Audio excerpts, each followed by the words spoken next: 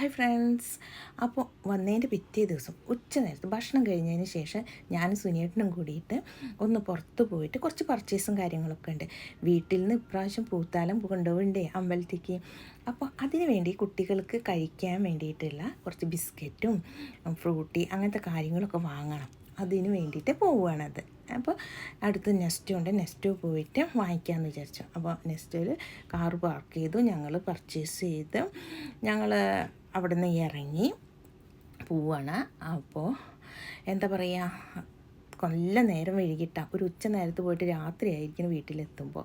അപ്പോൾ സുനിയേട്ടൻ തന്നെ എല്ലാ സാധനങ്ങളും കാര്യങ്ങളൊക്കെ കാറിൻ്റെ ഡിക്കിലിട്ട് അങ്ങനെ ഞങ്ങൾ വീട്ടിലേക്ക് പോവാം. അതിന് വീട്ടിലേക്ക് പോകുമ്പോൾ കാണാൻ ആ റോഡ് തൊട്ടിട്ട് അമ്പലം വരെ ബൾബുകൾ, മാല ബൾബ് കൊണ്ട് സജ്ജീകരിച്ചിട്ടുണ്ട് കേട്ടോ.